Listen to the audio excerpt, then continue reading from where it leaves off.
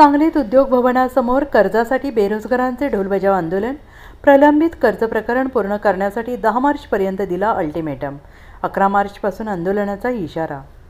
सांगली जिल्ह्यातील पंतप्रधान रोजगार निर्मिती कार्यक्रमाबरोबर अन्य शासकीय कर्ज योजनेसाठी दाखल असणाऱ्या प्रस्ताव तातडीने मार्गी लावा अशी मागणी करत बेरोजगार युवा शक्तीकडून जिल्हा उद्योग केंद्रासमोर ढोल बजाव आंदोलन करण्यात आलं।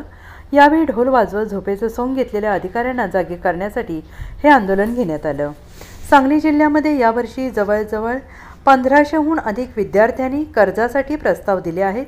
मात्र यामधील आजच्या तारखेला फक्त 245 इतकेच कर्ज प्रकरण बँकांकडून मंजूर करण्यात आले आहेत। उर्वरित कर्ज प्रकरण अद्यापही प्रलंबित आहेत। याचा फटका बेरोजगारांना बसत आहे।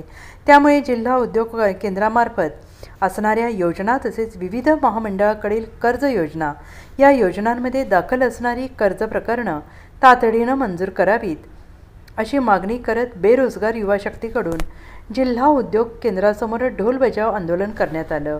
या आंदोलनामध्ये दाखल प्रस्ताव 10 मार्चपूर्वी मंजूर करून बेरोजगाराला लाभ द्यावा असा अल्टिमेटम बेरोजगार युवा शक्तीकडून देण्यात आला। तसेच बँकांनी 10 मार्चपूर्वी आपले उद्दिष्ट पूर्ण करावे आणि जास्तीत जास्त बेरोजगारांची प्रकरणं मार्गी लावावी असं आवाहन यावेळी करण्यात आलं। 10 मार्चनंतर जर कोणी बँक कर्ज देण्यास टाळाटाळ करत असेल तर अशा बँकांसमोर बेरोजगार युवा शक्ती आंदोलन करणार असून त्याची बँकांनी नोंद घ्यावी असा इशारा यावेळी दीपक चव्हाण यांनी दिला आहे। सांगली जिल्ह्यामध्ये बऱ्याच प्रमाणात मोठ्या प्रमाणात बेरोजगारांची संख्या आहे। दिवसेंदिवस बेरोजगार वाढत चाललेले आहेत। नोकऱ्यांची संख्या कमी झालेली आहे आणि अशा परिस्थितीमध्ये या बेरोजगारांना हाताला काम मिळत नाही आहे। नैराश्यामध्ये बेरोजगार आहेत। दुसरीकडे हे बेरोजगार काहीतरी उद्योग व्यवसाय करण्याच्या तयारीत आहेत। अशा पद्धतीने बेरोजगार वेगवेगळ्या माध्यमातून कागदपत्रांची जुळवाजुळव करतात। एखादा छोटा व्यवसाय बँकेच्या माध्यमातून उभारावा, सरकारची योजनांचा लाभ घ्यावा या उद्देशाने बेरोजगार धडपडतात। मात्र अनेक बँकांमध्ये याला प्रतिसाद मिळत नाही। ज्यावेळी हे प्रकरण बँकांमध्ये जातं त्यावेळी बँकांमध्ये वेगवेगळी कारणं दाखवली जातात। जामीनदार तुमचा नसल्याचं सांगितलं जातं, तुमचं सिबिल कमी असं दाखवलं जातं, तुम्हाला मॉर्गेज आहे का विचारलं जातं। अशा वेगवेगळ्या प्रकारे बेरोजगारांची थट्टा अनेक बँकांमध्ये केली जाते। आज जर सांगली जिल्ह्याचा जर आकडा बघितला तर एका माध्यमामध्ये छापून आलंय की फक्त 15% कर्जाची पूर्ती आणि उद्दिष्ट पूर्ती या बँकांनी केलेली आहे। त्यामुळे अद्याप 85% कर्ज प्रकरणं या बँकांकडे प्रलंबित आहेत। त्यामुळे आमची आज या माध्यमातून विनंती आहे, मागणी आहे, आम्ही आज आंदोलन केलं आहे।